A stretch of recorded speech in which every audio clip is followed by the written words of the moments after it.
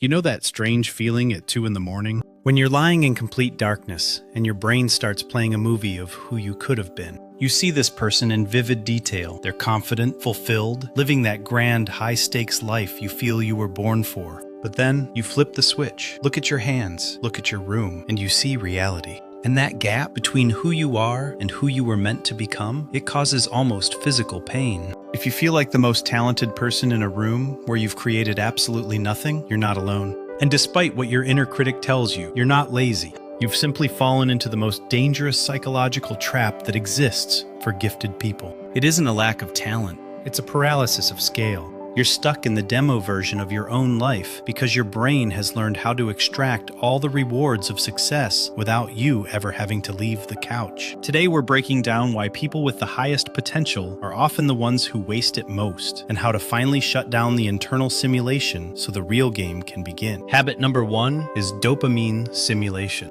Your brain is so highly developed that it has learned to hack its own reward system. When you imagine your future triumph in the smallest details, picking the music for an imaginary montage of your success, and playing the sound of applause in your head, your brain releases dopamine as if it has already happened. You feel a surge of energy and satisfaction while just sitting in your chair. But when it's time to take the first real, boring step, writing code, practicing scales, or calling a client, your brain refuses. Why would it spend real energy on a messy reality when it just got a free high from a flawless fantasy? You've become addicted to the demo version of your success. The second habit is the fear of contaminating your potential. To you, your potential is a clean, white canvas where a masterpiece could be painted. As long as you haven't started, you can still become anything: a great artist, a billionaire, or a thought leader. But the moment you take that first step, you face the fact that your initial result is mediocre. Your first brushstrokes are crooked. Your first business plan is full of holes.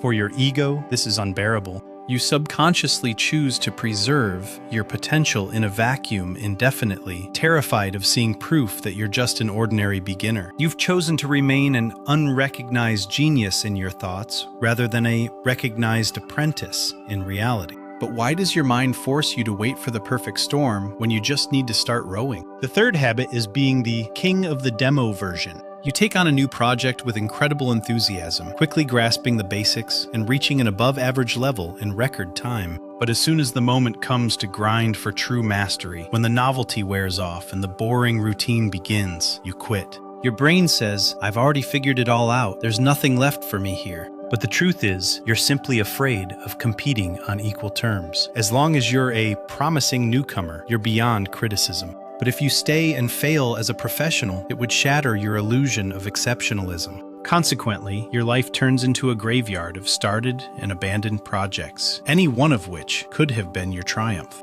Habit number 4 is intellectual snobbery. This is a defense mechanism that forces you to despise those you perceive as dumber, yet who are more successful than you. You look at a popular creator or a lucky entrepreneur and think, their content is primitive, their strategy is full of holes. I could do this 100 times deeper. And you're right, you could do it deeper, but you haven't done anything at all. You waste your energy criticizing the actions of others to justify your own inaction. It's a trap. Your intellect has become a tool for building walls instead of bridges. You're so busy being right that you have no time left to be effective. But what if the secret to their success isn't a lack of brains, but the absence of that very break you call depth? The fifth habit is mental doping. You use other people's creativity not for inspiration, but to fuel your daydreams. You blast epic music, watch motivational reels, or read biographies of great figures just to feel that rush of success without taking a single step in reality. This is an emotional surrogate. You take the energy intended for building your own life and pour it into an imaginary tank. In the end, you feel like a hero just by consuming content, while your real time slips through your fingers. You've turned other people's victories into a painkiller for your own defeats. The most terrifying scenario is the crisis of the unrealized self. Imagine that at the end of the road, you meet the person you could have been. They had the same talents, the same cards dealt to them, and the same fears. But at some point, they stopped polishing their ideas and started executing them.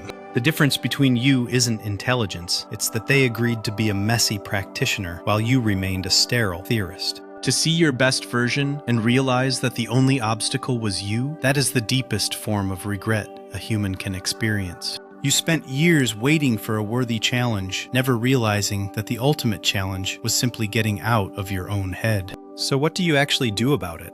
The first and hardest step is this. You must recognize that your high potential isn't an achievement. It's a high-interest loan, and the interest is compounding every single day. You don't need to dumb yourself down or lower your standards. You need to dismantle the dopamine monopoly held by your imagination. Your brain needs to learn through experience that a real, tangible result, even if it's a messy post, an awkward phone call, or one page of bad writing, holds more value than 1,000 flawless fantasies. It's time to stop being a promising ghost in your own room. Your inner genius has been a spectator for far too long. It's time to push them into the arena where mistakes aren't fatal. They are the only way to calibrate the system. The world doesn't need your untapped potential. It needs your imperfect solutions. If today we finally unlock the doors of your intellectual prison, subscribe. We aren't just here to theorize about psychology. We're learning how to turn theory into practice and build a life that looks massive, not just in your head, but in reality. Take off the expert's mantle and put on the apprentice's uniform.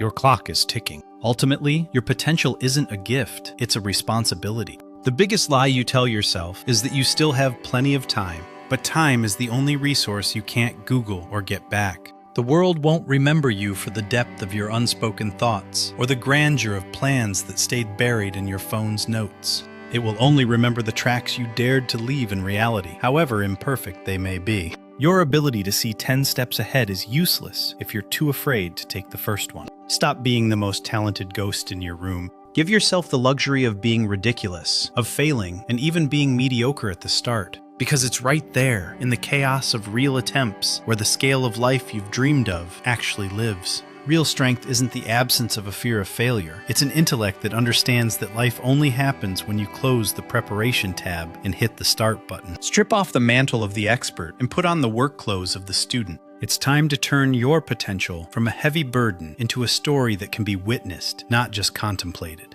Your time starts right now.